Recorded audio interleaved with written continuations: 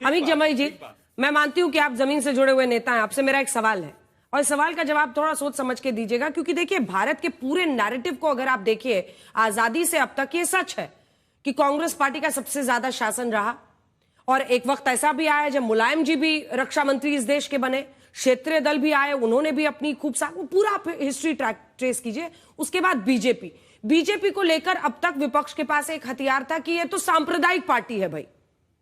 फिर हुआ कि अगर हिंदू वोट बैंक उनकी तरफ पूरा जा रहा है और जाति के आधार पर वो नहीं बटेगा तो हमारा एग्जिस्टेंस खतरे में आ जाएगा, तो फिर ये नया हुआ कि ये संविधान विरोधी है। क्या ये स्ट्रेट स्ट्रैटेजी नहीं दिखती है, राजनीतिक रणनीति बीजेपी को हराने के लिए?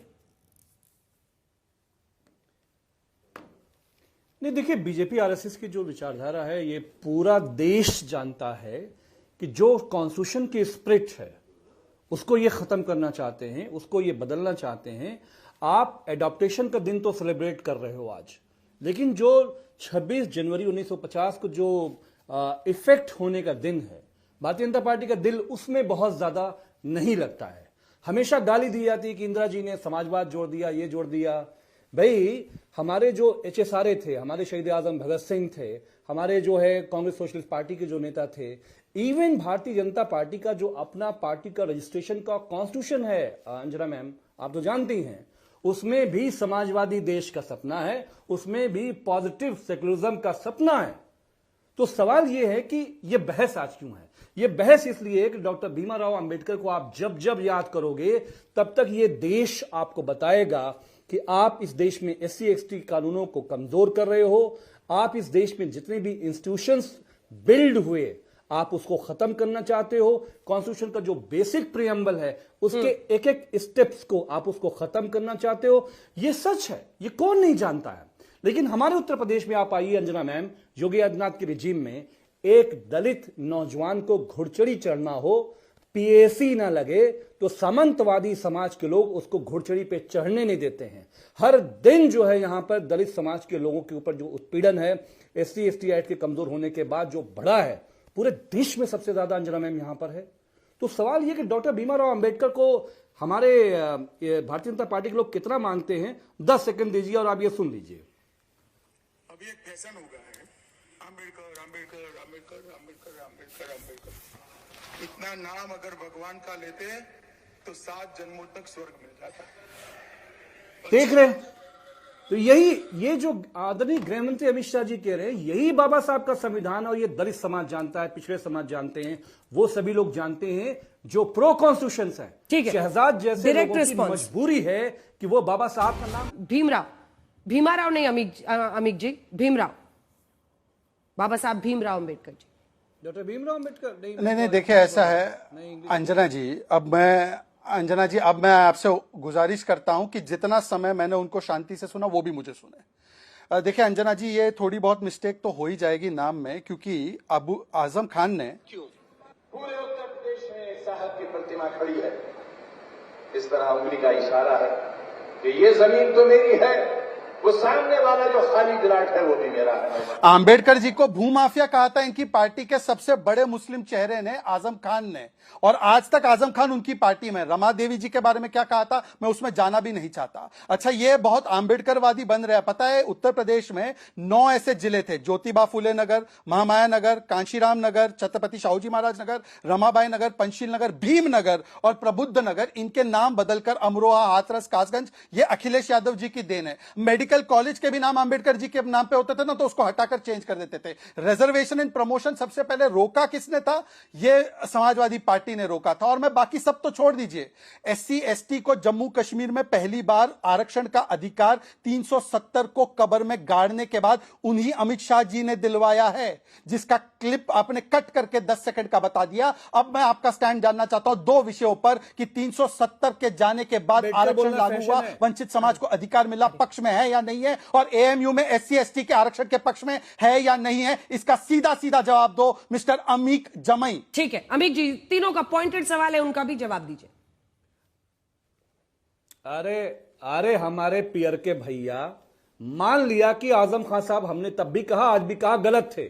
बोलो गृह मंत्री अमित शाह जी ने जिस तरह से बाबा साहब का मजाक उड़ाया, अरे हटाओ फिर, बोलो गलत है हमारे गृह मंत्री जी। कैसे बोल रहे थे? भूमाफिया। Fashion fashion fashion fashion fashion. भूमाफिया बोला आपने अंबेडकर जी को। हमारे उत्तर प्रदेश के अंदर अंबेडकर जी भूमाफिया।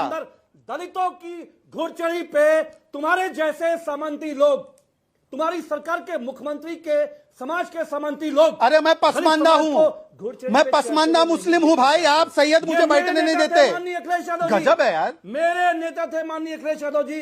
2019 में मान्यवर काशीराम जी का जो आंदोलन था, बहन मायावती जैसे जब हमने गठबंधन किया, 0 से 10 सीटें हमने बना के दी, साथ में लड़के उनको मजबूत किया। काशीराम का आंदोलन हमने मरने नहीं दिया, हमारा विरोध है उनसे किसी बात पर। लेकिन आप लोगों ने बाबा साहब की जो आत्मा थी, संविधान की जो आत्मा थी, शहीद आजम भगत सिंह का सपना था, जो कांग्रेस सोशलिस्ट पार्टी का सपना था, इवन जो आपके अपने पुरखों का सपना था समाजवादी देश का, रोज सुबह शाम हर्षवर्धन जी से लेकर प्रियंका भैया आप दोनों लोग गाली देते हो, ये सब हमारा देश का दलित समाज जानता है कि आप लोगों के मुंह पे तो है बाबा साहब, 10 सेकंड, अब बगल में है केवल दलित 10 समाज सेकंड की अंजना। छुरी प्रियंका भैया। लेकिन यही लेकिन सच है अमित जी, आपका। अमित जी, केवल इन 10 दो सेकंड सवालों अंजना। पर भी एक स्टैंड पता चलना चाहिए ना, बात ठोस चीजों की हो। 1 2 3 चीज गिनाइए जिससे इन्होंने आरक्षण पर आघात किया हो। और आप ये बताइए, अलीगढ़ मुस्लिम यूनिवर्सिटी में SC ST के लिए आरक्षण होना चाहिए, और अगर कश्मीर में अनुच्छेद 370 हटने के बाद जो पिछड़े लोग हैं उनको जगह मिल रही है, तो ये सही हुआ है या नहीं हुआ है? ये 2 पॉइंटेड सवाल है। देखिए, सबसे पहले तो मैं आपको सर आरक्षण कैसे खत्म हो रहा है, आपने हर्षवर्धन जी ने आज एक बहुत तारीखी बात बोली है, आपने ख्याल नहीं किया। उन्होंने कहा कि नरसिम्हा राव जी का जो 9 उदारवाद की नीतियां थी, उसी को तो मोदी जी बढ़ा रहे हैं। मतलब मोदी जी जो कुछ कर रहे हैं वो कांग्रेस की वजह से कर रहे हैं। धन्य हो ऐसे इंडिपेंडेंट जो जर्नलिस्ट है भाजपा के लिए बैटिंग करने वाले।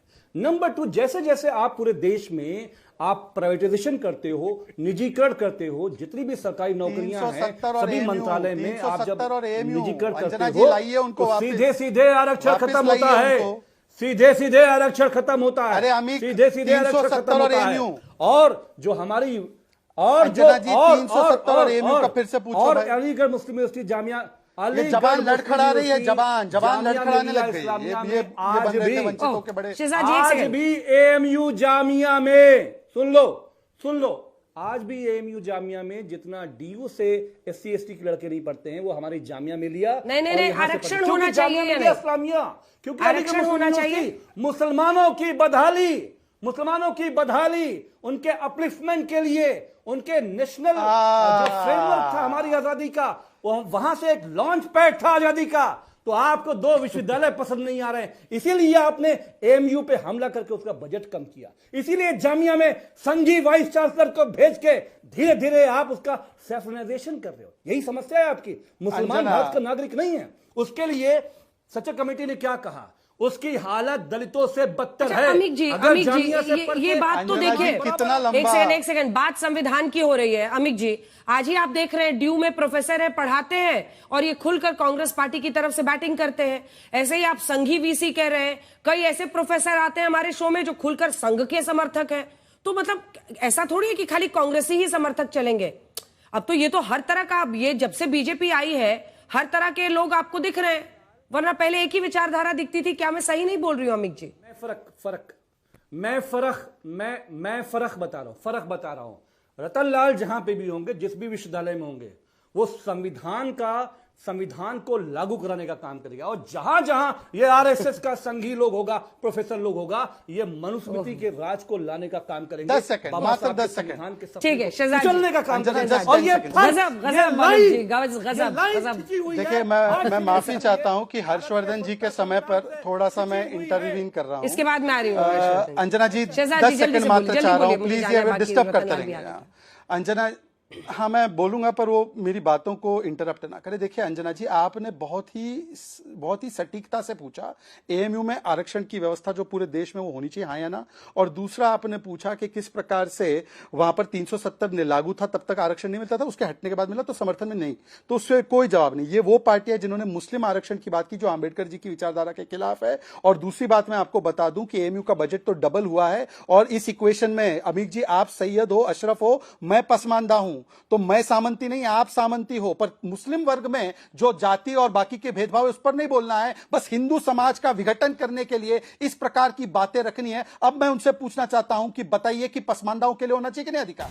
बस मैं सिर्फ एक ही सवाल फिर से दोहराना चाहता हूं कि आजम खान ने आंबेडकर जी को भूमाफिया बोला।